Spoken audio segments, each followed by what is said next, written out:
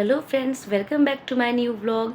सो friends, आप सभी कैसे हो? उम्मीद करती हूँ कि आप सभी बिल्कुल ठीक होंगे। तो सबसे पहले मैं आपको बता दूँ कि मेरी आवाज़ थोड़ी सी ख़राब हो गई है, बैठ सी गई है। क्यों बैठ गई है वो आप सभी जानते हैं कि मौसम जो है यहाँ का ख़राब हो रहा है बहुत ज़्यादा। और जितने लोग दिल्ली में होंगे उन सभी को तो पता ही है कि बहुत दिनों से बारिश चल रहा है। हम सभी निकले थे फैमिली के साथ दर्शन करने। जब हम रिज़र्वेशन करा रहे थे तो उस टाइम हम लोगों ने ध्यान नहीं दिया कि सावन का टाइम जो है स्टार्ट हो जाएगा। लेकिन शायद जो होता है वो अच्छे के लिए होता है। महादेव ने सावन के महीने में हमें बुलाया होगा अपने दर्शन के लिए। तो ये सोचते हुए हम लोग निकल पड़े कैब से। सुबह सुबह की हमारी ट्रेन थी पुरानी दिल्ली से 7:30 बजे की। तो सुबह सुबह 6 बजे हम लोग कैब से निकले स्टेशन के लिए। और बाकी जितने लोग आपको नहीं दिख रहे हैं वो सभी मेट्रो से आ रहे थे, क्योंकि दीदी और जीजा जी के घर के पास पड़ता है स्टेशन। तो उन लोगों ने मेट्रो किया था और हम लोग कैब कर लिए थे। बाहर का आप मौसम देखिए, कितनी ज़्यादा बारिश हो रही थी, पूरी सड़कें गीली पड़ी थी। मुझे तो ये समझ नहीं आ रहा था कि इतनी बारिश क्यों हो रही है। कम से कम 1-2 घंटे बाद होती तो मैं ट्रेन में होती।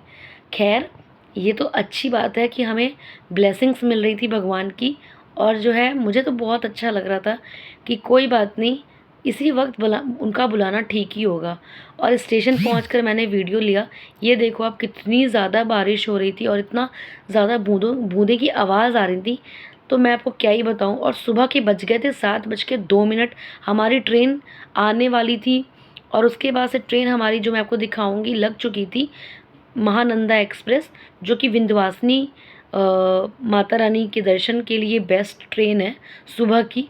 हम लोगों ने ये वाला ही ट्रेन कराया था। और ट्रेन में पहुंचने के बाद मैं आपको दिखाती हूँ कि हम लोग बैठ गए बहुत आराम से। उसके बाद चाय का मज़ा लेने लगे। चाय जो है दीदी जिया जी घर से बना के लाए थे। आपको तो पता ही है ट्रेन की चाय कैसी होती है। ट्रेन की चाय और ट्रेन का खाना, इतना बुरा एक्सपीरियंस मेरा था कि मैं क्या ही बोलूँ। इसलिए हम लोग घर से ही सब कुछ बना के निकले थे। मैं भी ट्रेन के लिए खाना वगैरह, नाश्ता वगैरह घर से बनाई थी। और बाकी सारी चीज़ें जो हैं, चाय और फ्रूट्स वगैरह दीदी ने रख लिया था। हमारी ट्रेन चल दी। और आप देखो बाहर का कितना अच्छा ग्रीनरी ग्रीनरी सा लग रहा था। ये देखते हुए मुझे मन किया जामुन खाने का। दीदी जी जिस तरफ रहते हैं ना, उनकी तरफ ही पेड़ है जामुन का। तो इससे अच्छी बात तो कुछ हो ही नहीं सकती। कितना शुद्ध जामुन सभी को खाने को मिलेगा। हम सभी ने जामुन खा के बहुत ज़्यादा इन्जॉय किया जामुन का।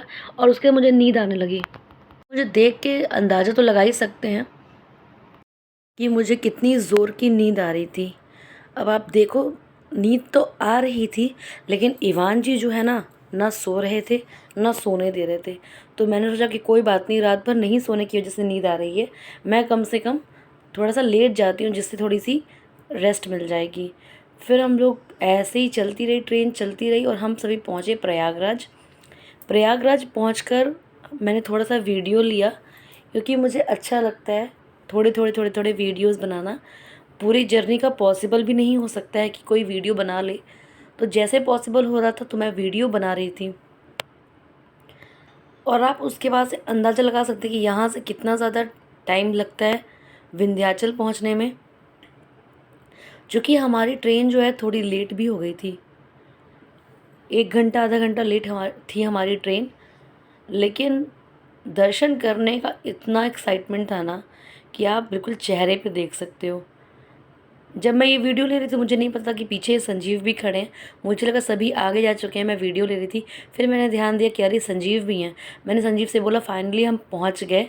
और संजीव भी बहुत ज़्यादा खुश थे। आप देख सकते हैं कि कितना ज़्यादा हम दोनों खुश हैं। और पूरी फैमिली हमारी खुश थी, क्योंकि बहुत दिनों बाद पूरी फैमिली एक साथ माता रानी के दर्शन करने निकली थी। तो आप देखो, हम पहुंच गए थे विंध्याचल। मैं वीडियो ले नहीं पाई थी। मैंने सोचा आगे ले लूँगी कोई वीडियो, अगर विंध्याचल में एंट्री लूँगी तो जब स्टेशन पे। उसके बाद से लिफ्ट था, हम सभी लिफ्ट में चढ़ गए। और लिफ्ट से उतरने के बाद से मैं आपको दिखाऊंगी कि विंध्याचल का स्टेशन कैसा होता है।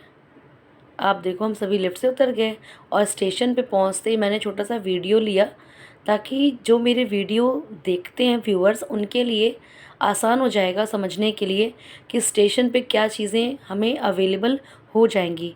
हालांकि जितने लोग आ चुके हैं उनको तो पता ही होगा कि विंध्याचल आने से पहले जो है, और अगर स्टेशन पे आपको रूम चाहिए तो आपको ऑनलाइन पता करना पड़ेगा, ऑनलाइन ही बुक करके आना पड़ेगा।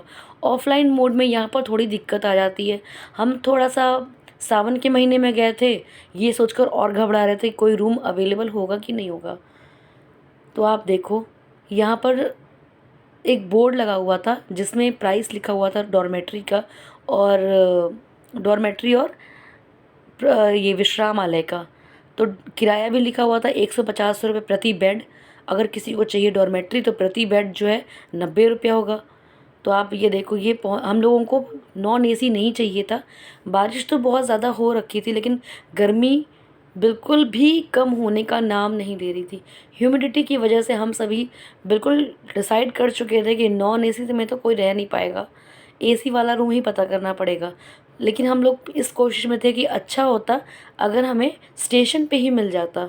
इस वजह से संजीव से मैंने बोला ज़रा पता करके आते हैं हम लोग कि क्या यहाँ पर अवेलेबल है कि नहीं एसी में रिटायरिंग रूम। तो संजीव और मैं पहुँच गए बुकिंग ऑफिस काउंटर पे। वहाँ पर हम सभी ने पता किया कि अगर कोई अवेलेबल हो रूम तो हमें मिल जाता, लेकिन वहाँ पता करने पे ये हुआ कि नहीं, यहाँ पर कोई भी रूम एसी की अवेलेबल नहीं थी। यहाँ पे आप देख सकते हैं संजीव पता कर रहे हैं। तो हम लोगों ने सोचा कि चलो कोई बात नहीं, बाहर ही निकल के देखते हैं। चूँकि हम लोग अभी जल्दी ही आए थे, तो हम लोगों को ये बात तो पता थी कि निकलते ही लाइन से ऑटो मिल जाएगा। मैं आपको दिखाती हूँ। हम लोग जैसे ही स्टेशन के बाहर कदम रखे, लाइन से ही ऑटो वगैरह खड़ी थी, और कुछ लोग ऐसे भी खड़े थे जो आपको ये हेल्प कर देंगे कि आपको कितनी रूम चाहिए, एसी नॉन एसी अगर चाहिए तो क्या प्राइसेस पड़ेंगे।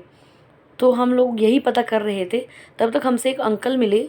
इन अंकल से हमने सोचा कि पता कर लेते हैं कि हम लोगों को कोई रूम मिल जाएगा कि नहीं, और ऑटो से डायरेक्ट गेस्ट हाउस पे ही जाते हैं।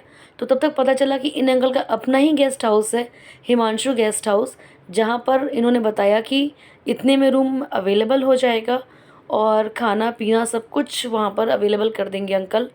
और ऑटो हमने सोचा कि डायरेक्ट वहीं का करते हैं, क्योंकि हम लोग रात में बिल्कुल थक चुके थे, और बहुत ज़्यादा हम लोगों को था कि जैसे ही पहुँचे आज ही रात में एक बार दर्शन ज़रूर कर लें। कोशिश थी हम लोगों की कि उसी रात में दर्शन करने की, ताकि जितना टाइम हो सके हम लोग माता रानी का जो है उतना दर्शन कर सकें।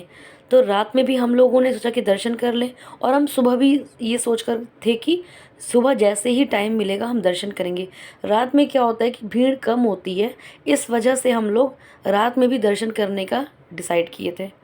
आप देखो, रात काफ़ी हो चुकी थी, लेकिन मंदिर होने की वजह से पास में सारी की सारी जो दुकानें थी वो खुली हुई थी।